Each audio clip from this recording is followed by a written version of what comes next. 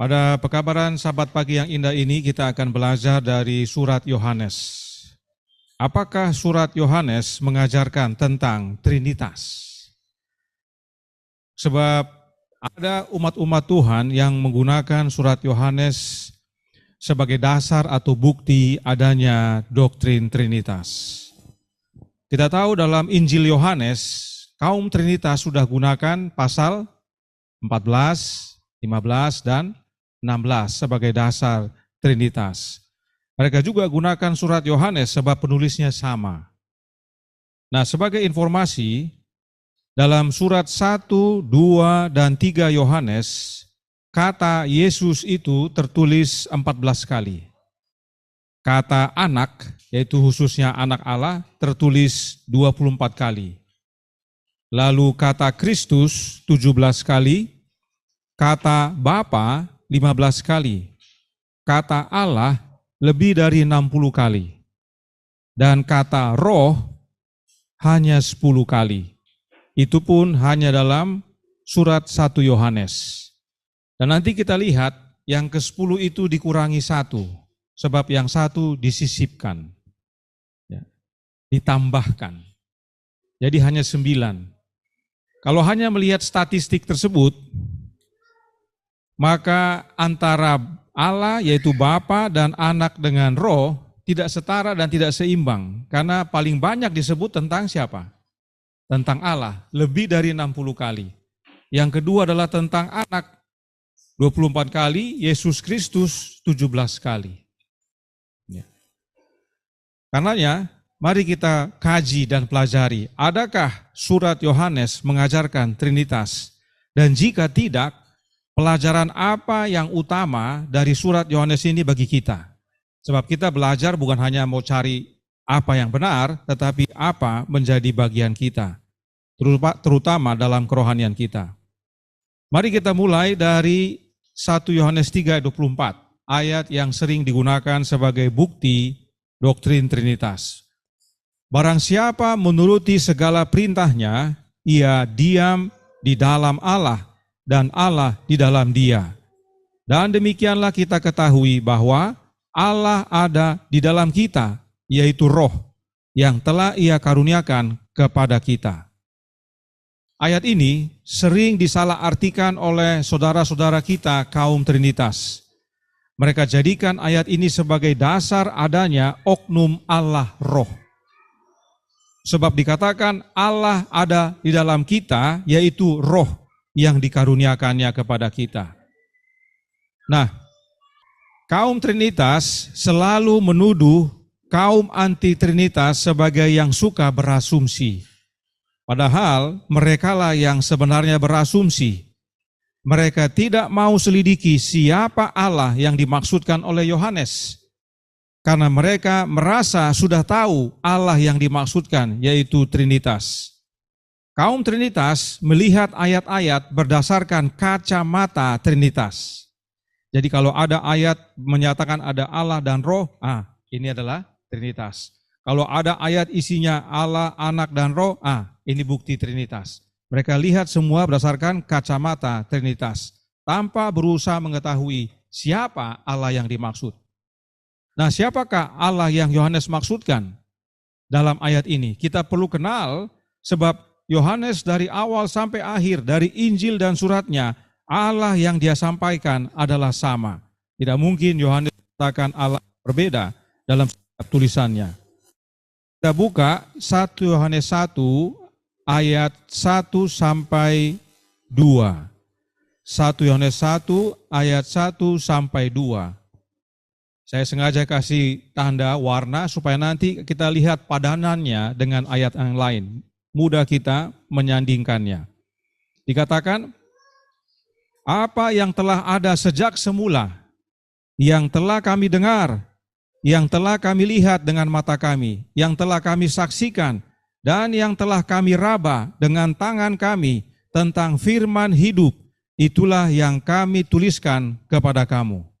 Kalau kita lihat di sini, apa yang telah ada sejak semula itu, Yohanes katakan, telah kami lihat dengan mata kami, telah kami saksikan, dan telah kami raba dengan tangan kami. Dan apa yang mereka lihat, saksikan, dan raba itu disebut firman hidup. Berarti firman hidup ini ada sejak semula. Ini padanannya dengan mana ini? Yohanes 1 ayat 1. Ya. Tapi sebelum kita ke situ kita lihat ayat 2. Hidup itu telah dinyatakan dan kami telah melihatnya. Ya, luar biasa. Kalau dipikir-pikir kita tidak bisa lihat hidup. Karena hidup itu bukan sesuatu yang dapat dipegang atau dilihat. Tapi hidup ini adalah seorang oknum, seorang pribadi. Jadi hidup itu katanya kami telah lihat. Dan sekarang kami bersaksi dan memberitakan kepada kamu tentang hidup kekal yang ada bersama-sama dengan Bapa. Ini nyambung lagi dengan Yohanes 1 ayat 1. Firman itu bersama-sama dengan Allah. Nah, ya, jadi kita harus lihat karena yang tulis sama Yohanes, bukan orang berbeda. Dan yang telah dinyatakan kepada kami. Ya, supaya jangan menunggu-nunggu lama, kita lihat sandingannya. Jadi yang pertama hubungannya dengan Yohanes 1 ayat 1 bagian pertama. Apa yang telah ada sejak semula itu sepadan dengan pada mulanya adalah firman. Sebab firman yang disampaikan dalam 1 Yohanes 1 ayat 1 dengan Yohanes 1 ayat 1 sama. Kemudian firman hidup itu karena di dalam dia, Yohanes 1 ayat 4 katakan ada hidup, dan hidup itu adalah terang manusia. Jadi firman yang bersama-sama dengan Allah itu adalah hidup, sebab dalam dia ada hidup.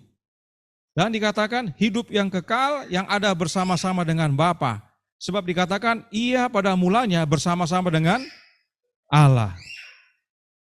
Jadi firman itu adalah firman yang hidup, karena dalam dia ada hidup, dan hidup itu adalah Yesus. Dan Yesus hidup bersama-sama dengan Bapanya pada mulanya. Jadi kita bisa lihat dari perbandingan ini, Allah yang dimaksudkan siapa?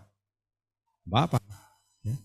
Dari sini saja sudah jelas bahwa Allah yang dimaksudkan adalah Bapa. Sebab hidup yang kekal yang mereka sudah lihat, saksikan, dan raba itu bersama-sama dengan Bapa.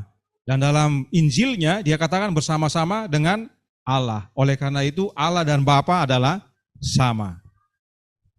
Penulisnya sama. Yohanes konsisten dalam menyatakan Injilnya. Semakin jelas bahwa Allah yang dimaksudkan adalah Allah Bapa. Tapi bagi yang ingin bukti, kita buka 1 Yohanes 1 ayat 14.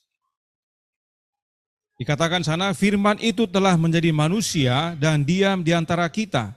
Dan kita telah melihat kemuliaannya, yaitu kemuliaan yang diberikan kepadanya sebagai anak tunggal Bapa. Penuh kasih karunia dan kebenaran.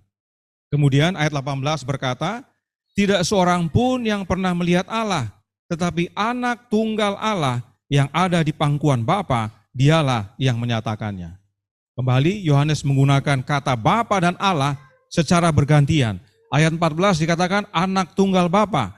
Ayat 18 katakan apa? Anak tunggal Allah. Berarti Allah itu siapa? Bapa.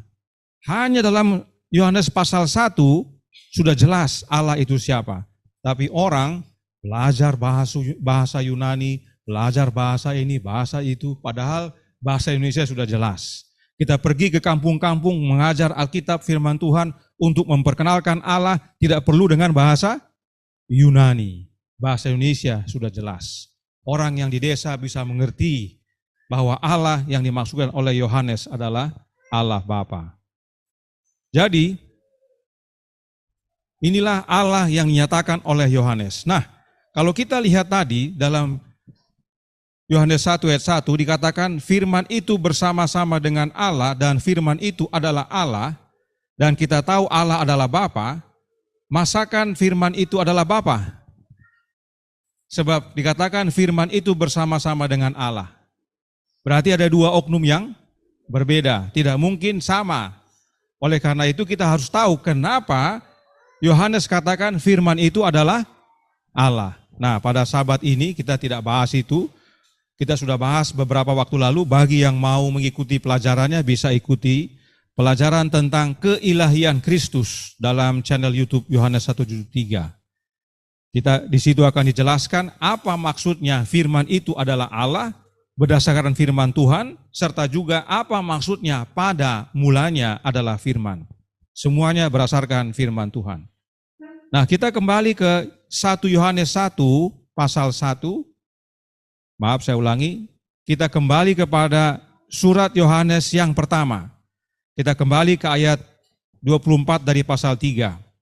Kita sudah kenal siapa Allah yang dimaksudkan. Oleh karenanya kita bisa baca ayatnya menjadi, barang siapa yang menurut perintah Bapa, ia diam di dalam Bapa dan Bapa di dalam dia. Bagaimana caranya Bapa tinggal dalam kita? Perhatikan bagian bawah. Melalui roh yang Bapa karuniakan kepada kita.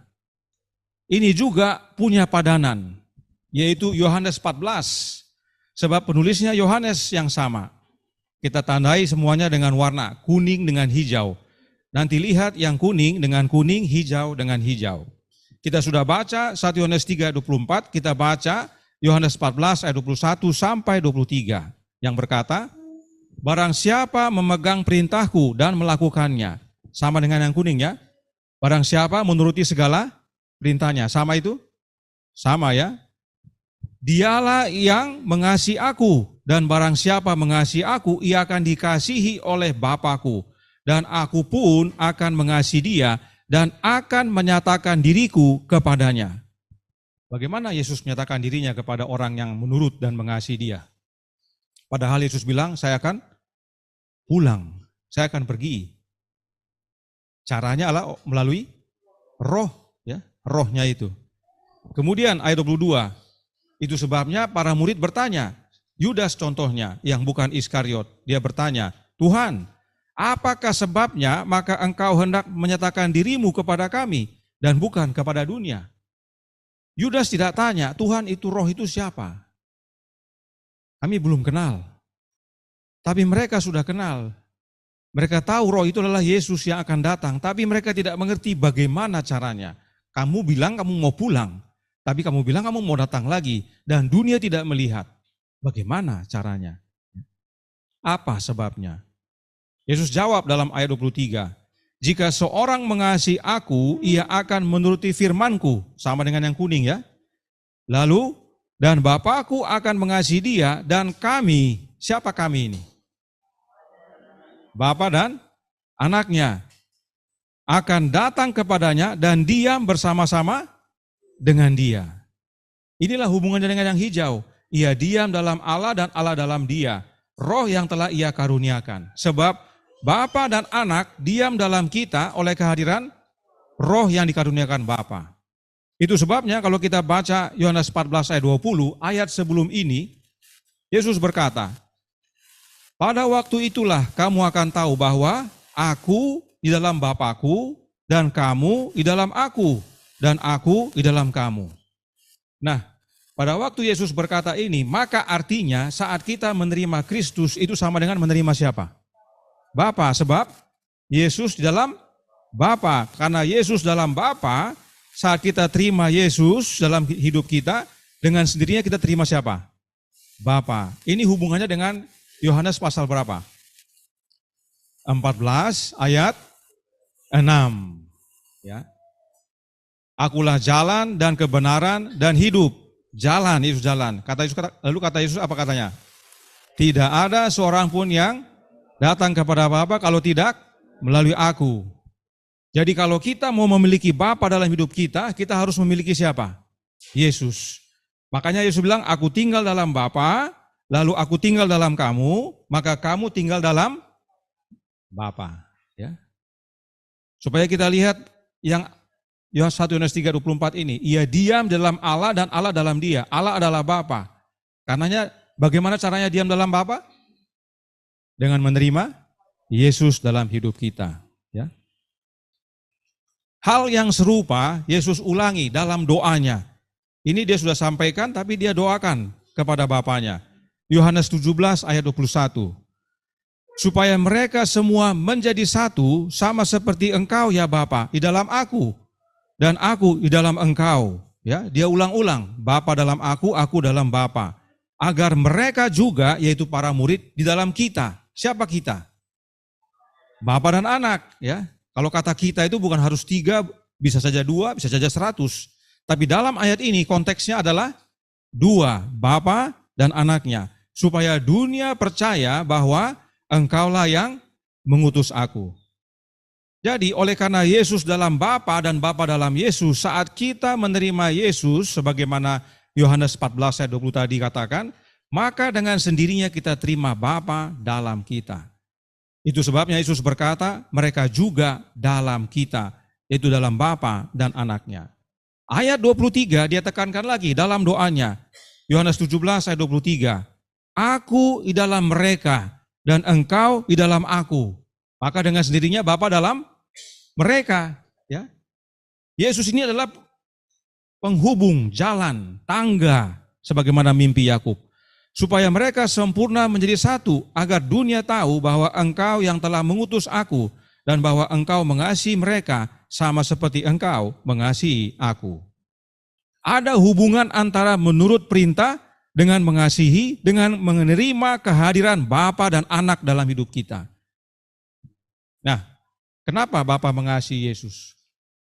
Yohanes 15 ayat 9 dan 10. Seperti Bapa telah mengasihi aku, demikianlah juga aku telah mengasihi kamu. Tinggallah di dalam kasihku itu. Jikalau kamu menuruti perintahku, kamu akan tinggal di dalam kasihku. Seperti aku menuruti perintah Bapakku dan tinggal di dalam kasihnya. Bapa mengasihi Yesus karena Yesus turut perintah Bapanya dan tinggal dalam kasih Bapanya. Demikian juga kita. Yesus mengasihi kita karena kita menuruti perintahnya dan tinggal dalam kasihnya. Dan sebagaimana Yohanes 14 ayat 21 sampai 23 tadi, dan Yohanes 17 ayat 23, barang siapa yang dikasihi Yesus oleh karena menuruti perintah-perintahnya, maka Yesus akan diam di dalam orang itu bersama Bapanya. Sebab Bapa terlebih dahulu dalam Yesus. Bagaimana caranya? Oleh kehadiran Roh-Nya. Itu sebabnya dalam suratnya Yohanes menuliskan 1 Yohanes 4 ayat 13. 1 Yohanes 4 ayat 13 berkata, demikianlah kita ketahui bahwa kita tetap berada di dalam Allah dan Dia di dalam kita. Ia telah mengaruniakan kita mendapat bagian dalam Roh-Nya. Ayat ini padanannya dengan yang mana? 1 Yohanes 3 ayat 24. Kita baca, barang siapa menuruti segala perintahnya, ia diam dalam Allah dan Allah dalam dia. Dan demikianlah kita ketahui bahwa Allah ada dalam kita, yaitu Roh yang telah Ia karuniakan kepada kita. 1 Yohanes 4 ayat 13 berkata apa? Demikianlah kita ketahui bahwa kita tetap berada di dalam Allah dan Dia dalam kita. Sama, biru dengan biru? Sama ya. Ia telah mengaruniakan kita mendapat bagian dalam Roh-Nya. Roh yang dikaruniakan berarti Roh-Nya siapa? Roh-Nya Bapa, Roh-Nya Allah itu. Perhatikan sana saya tandai titik 2 warna hijau. Ya. Demikianlah kita ketahui bahwa kita tetap berada di dalam Allah dan Dia dalam kita, titik 2. Caranya Dia kasih tahu sesudah itu, karena titik 2 itu bukan akhir, tapi menyatakan kalimat sesudah itu menerangkan yang sebelumnya. Ia telah mengaruniakan kita mendapat bagian dalam Roh-Nya. Bapa dalam kita dan kita dalam Bapa oleh dengan menerima Roh-Nya. Ya. Roh itulah yang Bapa karuniakan kepada kita, supaya kita tinggal dalam Dia. Jadi inilah padanannya. Ya. Kalau ada Alkitab bisa ditandai supaya bisa jadi referensi saat nanti kita berbagi akan kebenaran. Jelas bahwa roh yang dimaksudkan adalah Roh-Nya Allah itu sendiri, yaitu Roh-Nya Bapa. Bapa tinggal dalam kita dan kita dalam Bapa oleh kehadiran Roh-Nya Bapa itu. Itu sebabnya Yohanes menasihatkan untuk uji setiap roh. 1 Yohanes 4 ayat 1. Saudara-saudaraku yang kekasih, janganlah percaya akan setiap roh, tetapi ujilah roh-roh itu, apakah mereka berasal dari Allah, sebab banyak nabi-nabi palsu yang telah muncul dan pergi ke seluruh dunia. Ingat, Allah adalah Bapa, Karenanya uji apakah roh itu berasal dari Bapa atau bukan. Nah, apa tandanya roh yang berasal dari Bapa? 1 Yohanes 4 ayat 2, Yohanes jawab sesudah ayat tadi. Demikianlah kita mengenal roh Allah. Setiap roh yang mengaku bahwa Yesus Kristus telah datang sebagai manusia berasal dari Allah. Inilah tandanya. Roh yang dari Allah mengakui bahwa Yesus telah datang ke dunia ini sebagai manusia. Nah, pertanyaannya, apakah semua orang Kristen di dunia ini percaya Yesus datang sebagai manusia? Percaya? Percaya. Pergi besok di gereja Protestan tanya, percaya Yesus datang sebagai manusia? Percaya mereka. Lalu apa maksudnya Yohanes? Semua percaya kok. Ya kan? Semua yang mengaku Kristen umumnya percaya bahwa Yesus datang sebagai manusia, saudaraku dalam Tuhan. Kita perlu cari tahu kenapa Yohanes berkata begitu. Apa gunanya dia bilang begitu kalau semua memang percaya? Berarti semua memiliki roh yang dari siapa? Dari Allah, dari Bapa. Mari kita baca kembali ayat yang tadi yang sudah kita baca. Yaitu Yohanes 1 ayat 14. Saya sandingkan dengan bahasa Inggris kali ini. Tapi bahasa Indonesia juga sudah menolong sebenarnya. Dikatakan firman itu telah menjadi manusia, ya. Kan tadi dikatakan barang siapa percaya Yesus datang sebagai manusia, dia memiliki roh dari siapa? Dari Allah, dari Bapa. Firman itu telah menjadi manusia dan diam di antara kita dan kita telah melihat kemuliaannya, yaitu kemuliaan yang diberikan kepadanya sebagai anak tunggal Bapa, penuh kasih karunia dan kebenaran. Terjemahan bahasa Indonesia hanya katakan anak tunggal Bapa, tapi dalam bahasa Inggris dikatakan apa?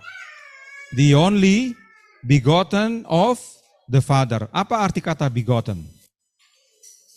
Dilahirkan. Ya. Saya tahu banyak guru-guru Trinitas memplesetkan arti dari kata begotten.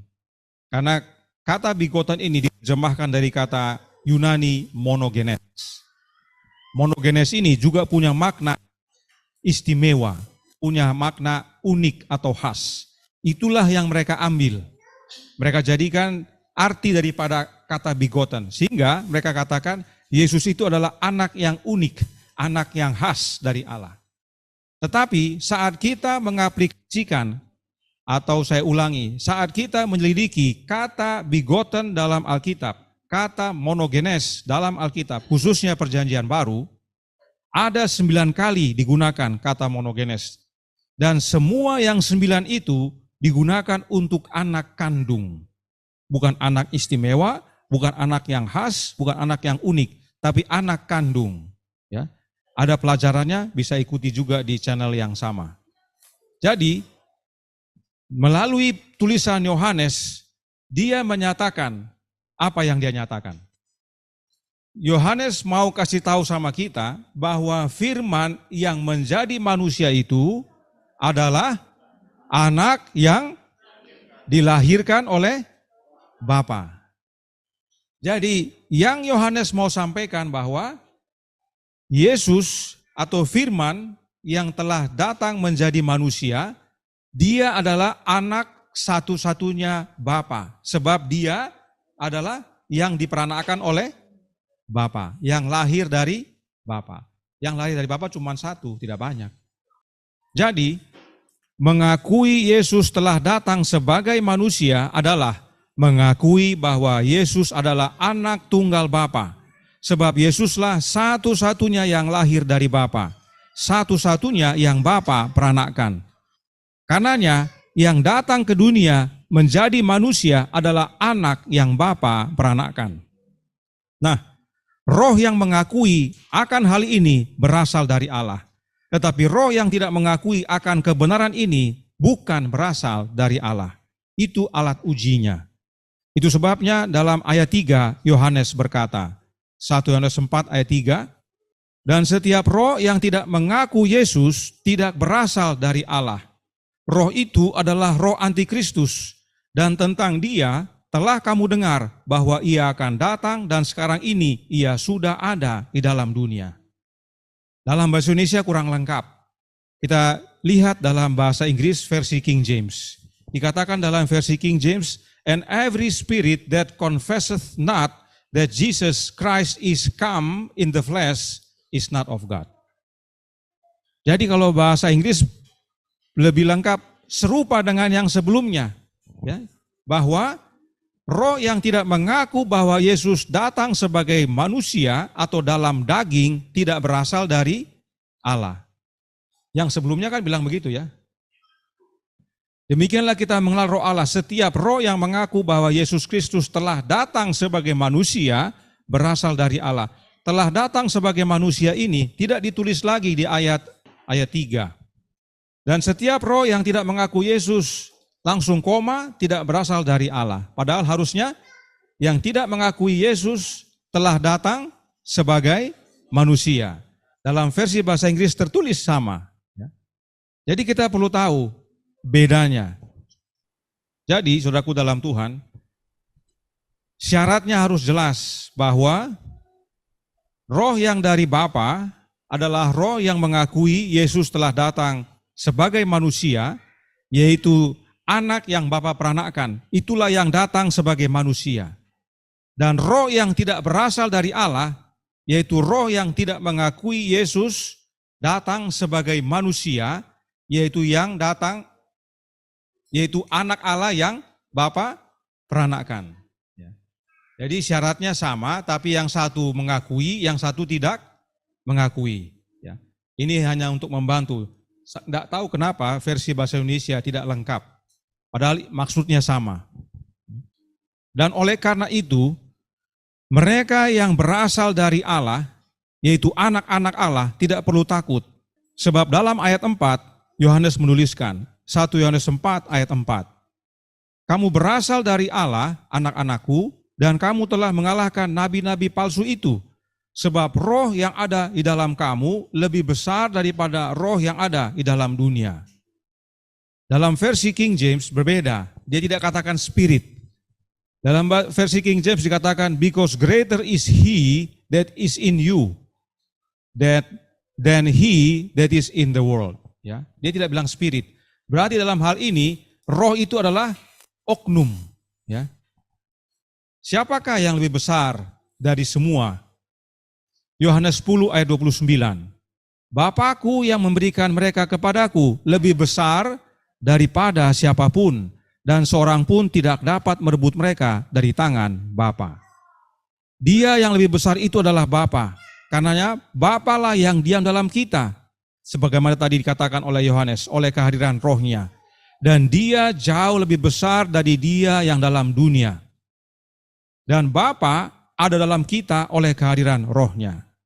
Nah sekarang siapa yang dalam dunia ini? Yohanes 12 ayat 31. Sekarang berlangsung penghakiman atas dunia ini. Sekarang juga penguasa dunia ini akan dilemparkan keluar. Dia yang dalam dunia ini adalah setan. Allah Bapa lebih besar dari setan. Karenanya kita yang menerima rohnya Bapa tidak perlu takut. Jadi bila Bapa tinggal dalam kita oleh kehadiran rohnya, maka kita mengakui bahwa Yesus yang adalah anak yang Bapa peranakkan datang ke dunia ini menjadi manusia. Tetapi bila rohnya setan dalam manusia, maka orang itu tidak akui bahwa Yesus adalah anak yang Bapa peranakkan. Dan karenanya bagi mereka Yesus yang lain yang bukan diperanakkan Bapa yang datang ke dunia ini menjadi manusia. Mungkin ada yang merasa keras sekali. Mungkin ada yang merasa kurang nyaman. Tapi saya katakan memang keras, memang tidak nyaman. Mereka yang mengaku Yesus datang sebagai manusia dan mereka katakan bahwa Yesus itu bukan anak yang Bapa peranakkan, maka orang itu tidak memiliki roh Bapa dalam hatinya. Sebab Bapa berkata apa? Inilah anakku yang kukasihi, kepadanya lah aku berkenan. Saat Bapa berkata inilah anakku, itu adalah sungguh-sungguh anaknya. Dia bukan bermain sandiwara, dia bukan berpura-pura sebagai Bapa, dan Yesus berpura-pura sebagai anak. Saat Bapa berkata ini adalah anakku, itu adalah anak Bapa yang sesungguhnya, yang lahir dari Bapa. Pelajari keilahian Kristus tadi, sebagaimana disampaikan di depan. Itu akan memberikan kepada kita pengertian bahwa Yesus memang lahir dari Bapa. Kembali, jika bukan roh Bapa yang dalam hidup kita, maka roh setan dalam hidup kita, yaitu roh antikristus. Bila roh Bapa dalam hati kita, maka kita akui Yesus yang adalah anak Bapa yang Bapa lahirkan menjadi manusia di dunia ini. Tapi kalau roh setan atau roh antikristus dalam hidup kita, maka kita tidak akui Yesus itu sebagai anak yang Bapa peranakkan. Tapi kita ganti dengan Yesus yang lain yang kita bilang anak metafora yang datang ke dunia sebagai manusia. Mungkin keras, tapi memang harus supaya orang terbangun dari tidur. Supaya kita makin memahami cara menguji roh. Bahkan dalam ayat 6 dikatakan, 1 Yohanes 4 ayat 6. Kami berasal dari Allah, barang siapa mengenal Allah, ia mendengarkan kami. Barang siapa tidak berasal dari Allah, ia tidak mendengarkan kami. Itulah tandanya roh kebenaran dan roh yang menyesatkan.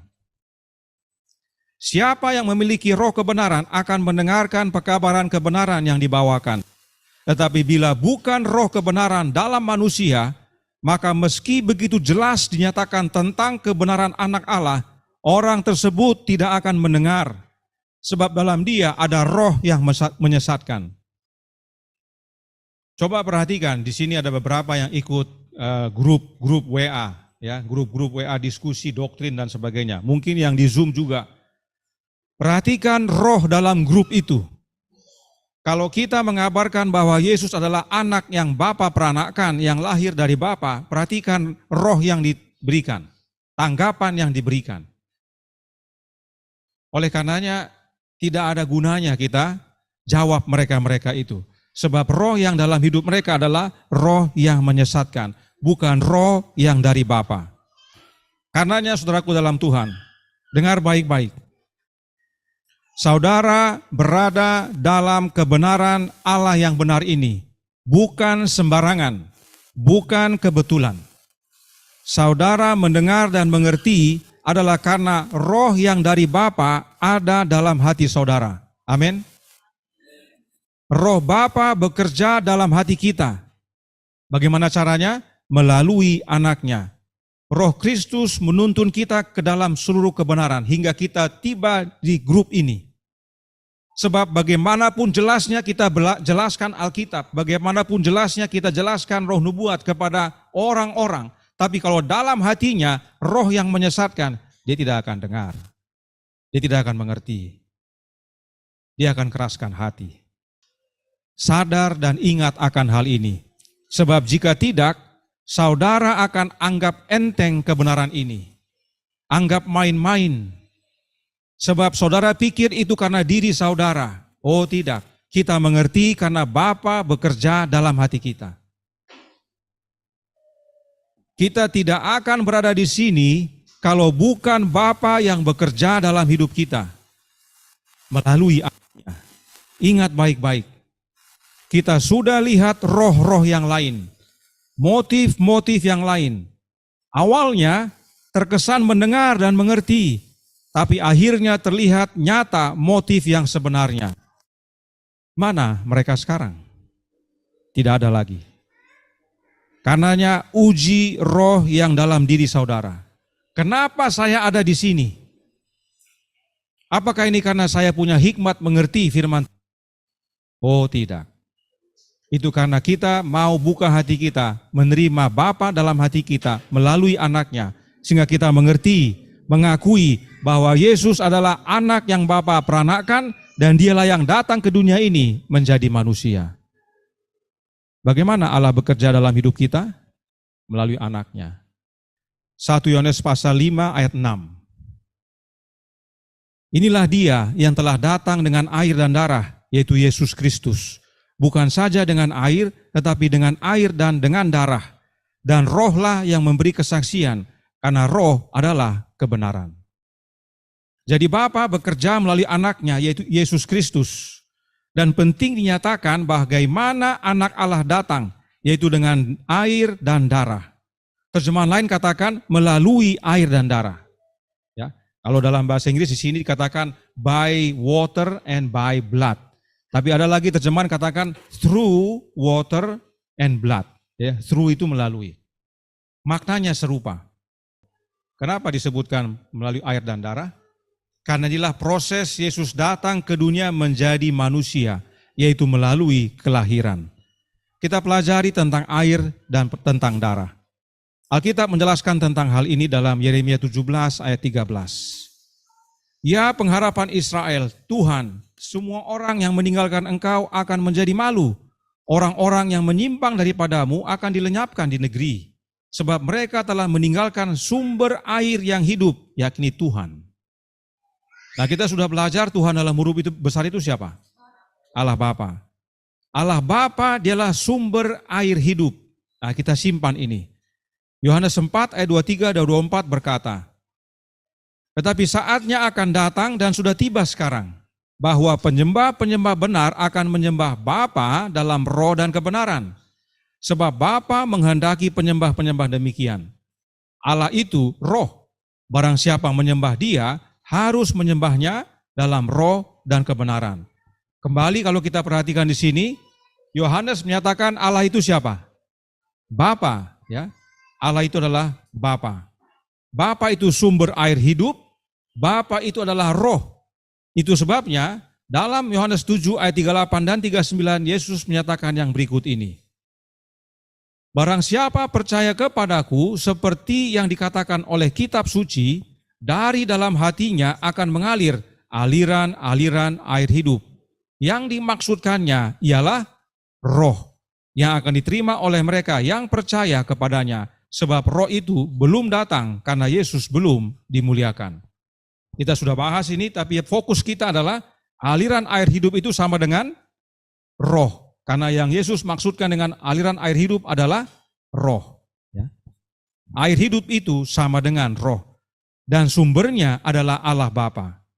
Karenanya pada waktu Yesus datang ke dunia ini menjadi manusia, Lukas 1 ayat 35 berkata, jawab malaikat itu kepadanya, Roh Kudus akan turun atasmu dan kuasa Allah yang Maha Tinggi akan menaungi engkau.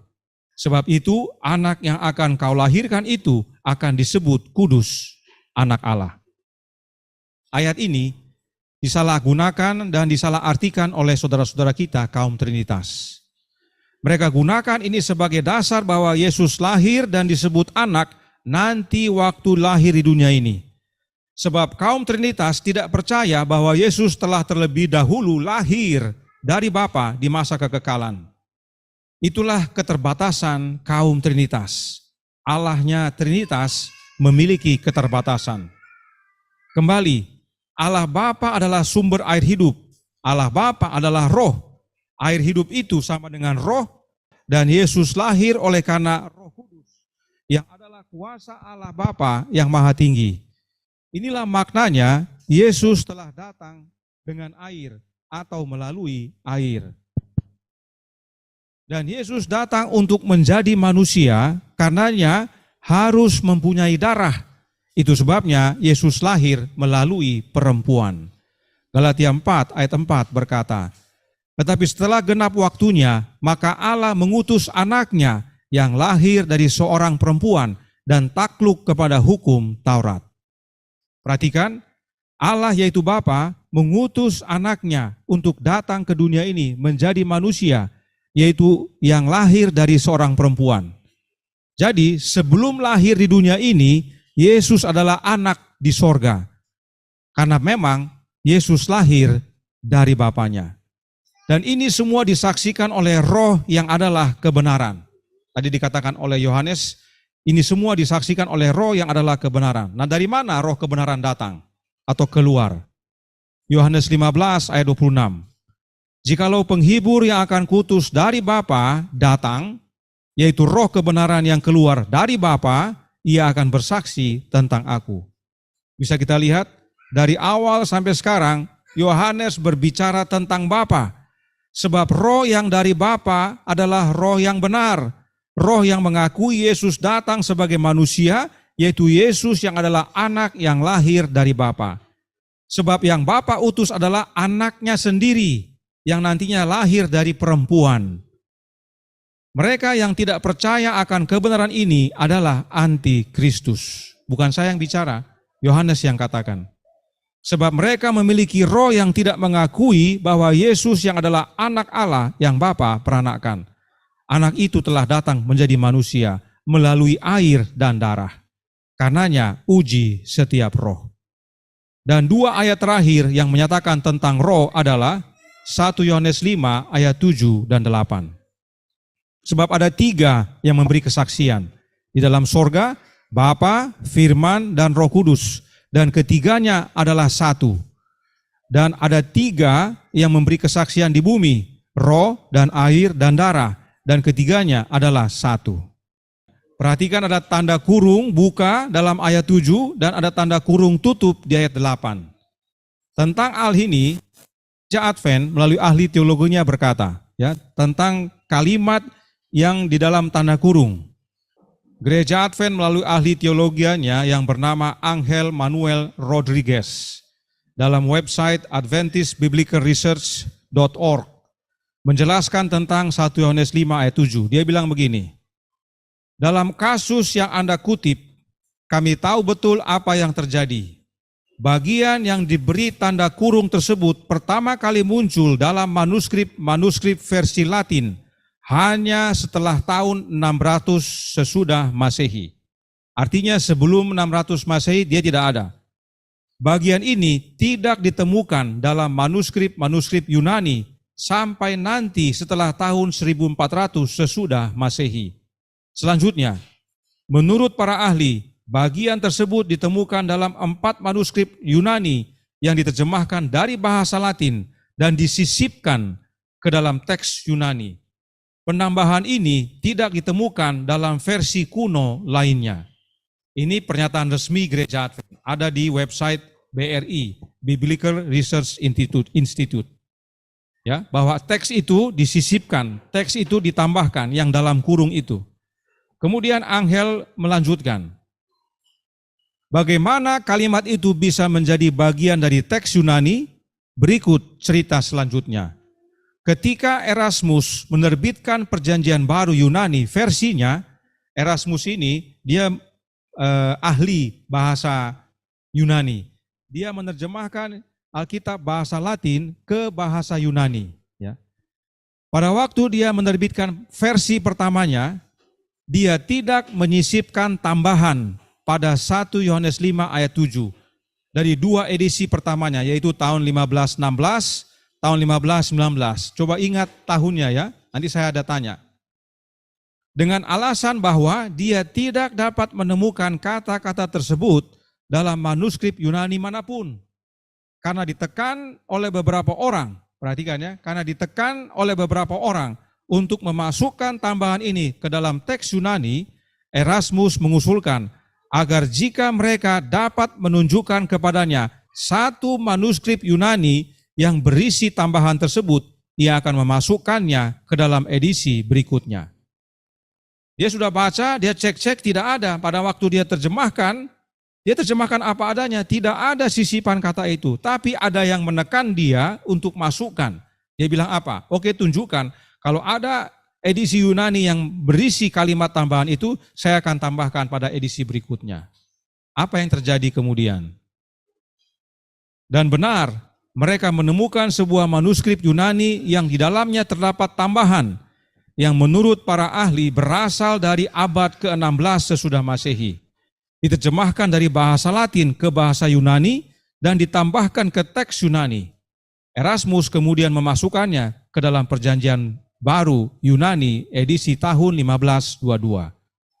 Edisi pertama tahun 1516, 1519, kemudian setelah ditunjukkan adatnya tambahan, dia bikin edisi yang kedua, yaitu edisi tahun 1522. Jadi sederhananya saudaraku dalam Tuhan, Erasmus berkata, kalau kalian bisa dapatkan manuskrip Yunani yang berisi kalimat tanda kurung tadi, maka saya akan tambahkan, saya akan sisipkan. Dan karena Erasmus berkata begitu, Mereka temukan satu manuskrip Yunani yang di dalamnya terdapat kalimat tambahan itu, kalimat sisipan itu. Mereka tunjukkan dan oleh karena itu Erasmus tambahkan. Dan jika saudara ikuti penjelasan di internet, khususnya di YouTube, cerita dari para ahli teologi, Erasmus menambahkan karena dipaksa oleh pimpinan gereja saat itu. Tadi katanya Angel apa? Ditekan. Dia dipaksa. Nah, tahun 1516, tahun 1519, tahun 1522, itu dalam masa apa itu? Masa apa? Masa kegelapan. Masa kegelapan mulai tahun berapa? 538 sampai 98. 1798. Ya, terima kasih Bang. 538 sampai 1798. Siapa yang berkuasa dalam masa kegelapan? Gereja Katolik, kepausan. Ya. Jadi, Erasmus hidup di zaman masa kegelapan, di zaman gereja Katolik sebagai penguasa, kepausan. Ya. Kepausan atau gereja Katolik menekan Erasmus untuk menyisipkan kalimat tanda kurung tadi. Itu sebabnya gereja Advent secara resmi menyatakan Trinitas adalah doktrin Alkitabiah dan Anda dapat mengkhotbahkannya.